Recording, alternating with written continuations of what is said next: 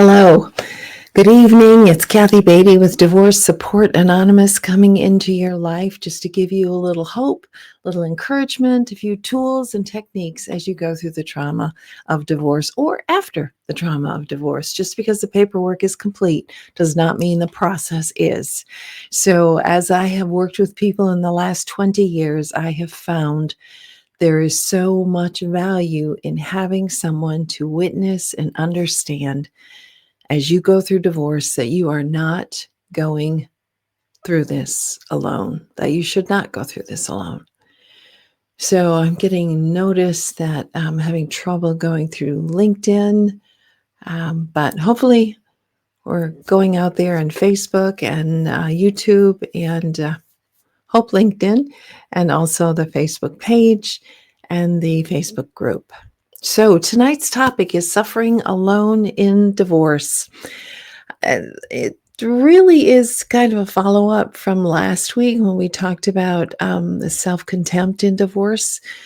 And as I talked about that, every topic that I give, I could do a 3-hour lecture on, quite honestly, by the time I cite sources and give all the research and get into the weeds of the facts and the information in which I'm giving. But I know you won't listen to me for that long, so I scrunch it all together, realizing that there's so much more when I give a topic. And last week, as I talked about self-contempt in divorce, I know that there was so much there that was left uncovered. So I'm going to dig a little bit deeper into that topic. Sort of in the topic, it's a suffering alone.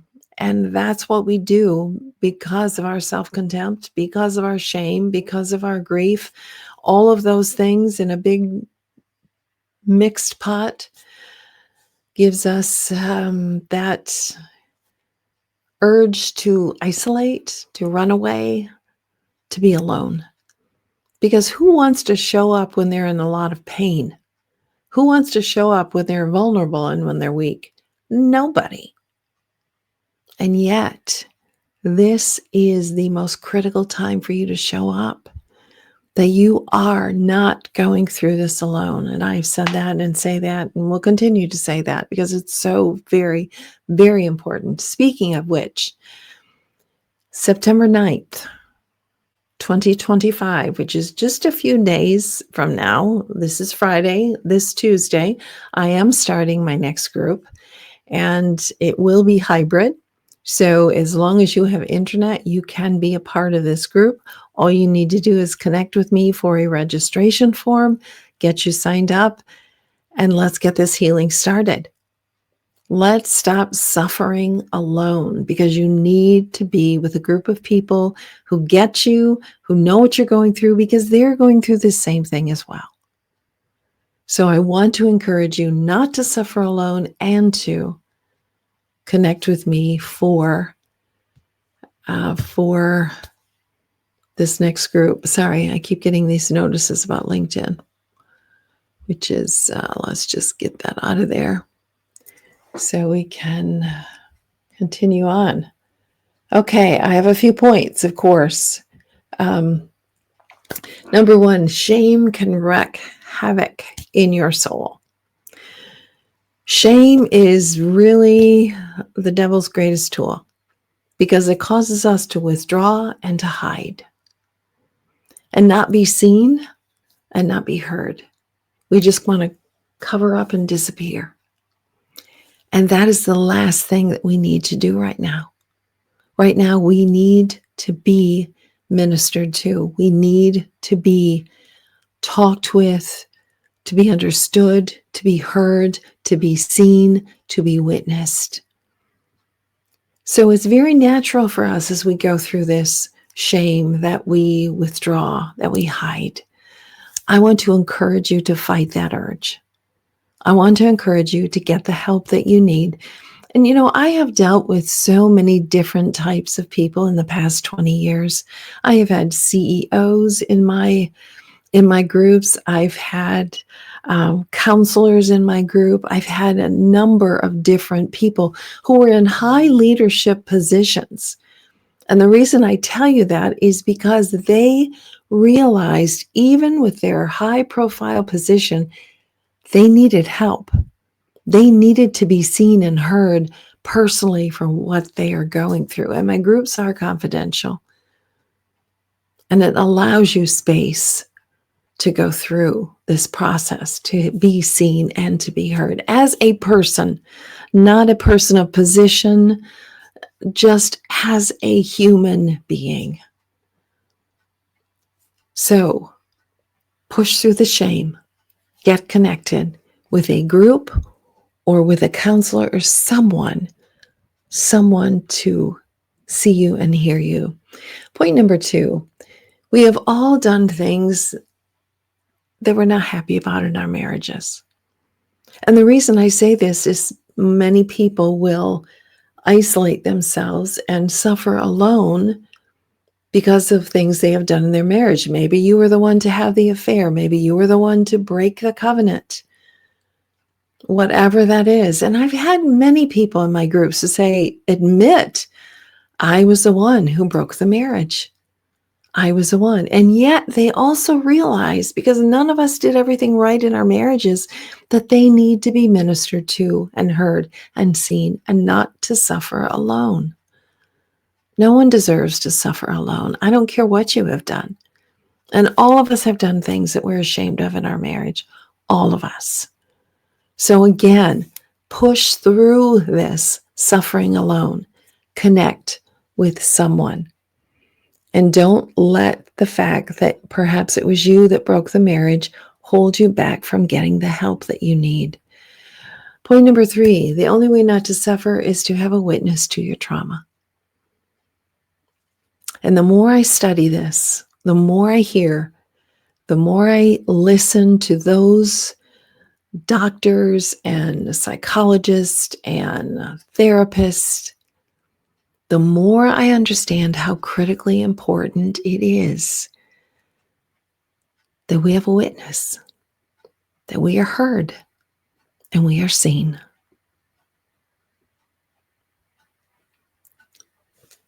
I don't know how to prove that to you, but I guarantee to you this, that if you were to find a safe space where you can have someone witness the trauma that you are going through, you will feel it in your entire body. And you will for once find a relief that perhaps you have never known in the past. The only way not to suffer is to have a witness to your trauma. Point number 4, the only way to stop suffering is to have compassion on yourself. When we withdraw and we suffer alone, we have a lot of shame, a lot of blame, a lot of guilt. What if we were to replace that with compassion? Not to understand all of our actions, all that we've done, all that was done to us. We don't need to analyze it, but we do need to have compassion on ourselves, to give ourselves a break, to be tender with our own broken soul. That can stop the suffering alone.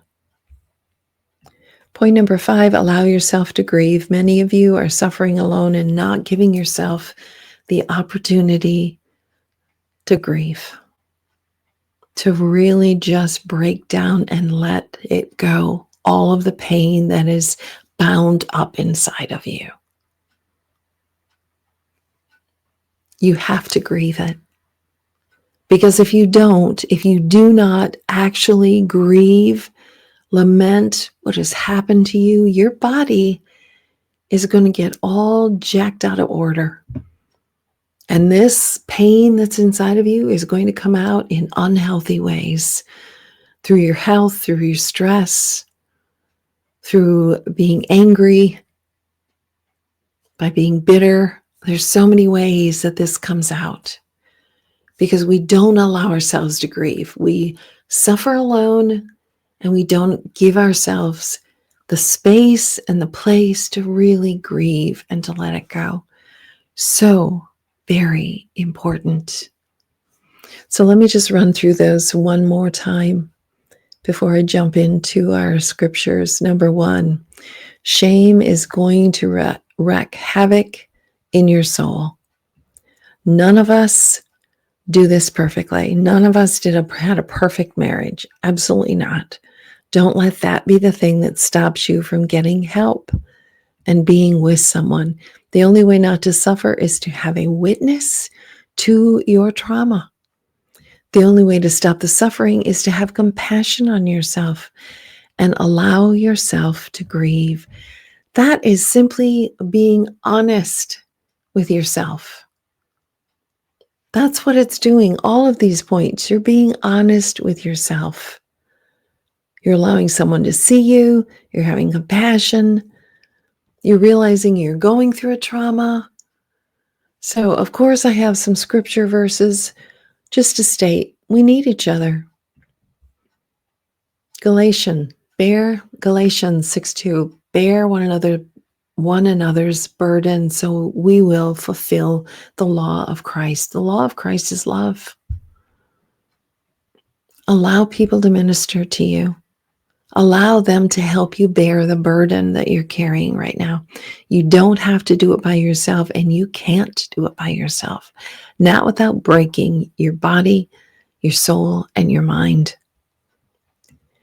Encourage one another and build one another up, just as you were doing. And this was a letter written to the Thessalonians by Paul. And he said, encourage one another and build one another up. That's just what I see that you're doing. So he was commending that church. So I want to say to you, encourage one another. Allow yourself to be encouraged by other people and built up, especially when you've been torn down so much. This verse is one that we had last week. I'm going to repeat it. Keep me, and this is a prayer, Book of Psalms. Keep me from lying to myself. God, keep me from lying to myself. Give me the privilege of knowing your instructions. I've chosen to be faithful. I've determined to live by your regulations. I cling to your laws, and his regulations, his burdens are light, Jesus says. I cling to your laws, your truth. That's what the Book of Psalms was clinging to. So, for those of you who are out there, and I know that you are suffering alone, and you cannot bear the thought of stepping forward and joining a group of people who are going to see you and hear you and watch as you reveal your pain, and then watch as you let go of that pain and begin the healing process. It is a beautiful thing to behold. Don't suffer alone. We are here for you. I'm here for you. If you want to talk, I give my first consult for free. But don't forget, September 9th, just around the corner. If not then, if you're hearing me and the date is right, if not then, I'll start another one in January. But do not go through this process alone. Please, please. This is Kathy Beatty, walking with you every step of the way through the trauma and after the trauma of divorce. Have a good evening.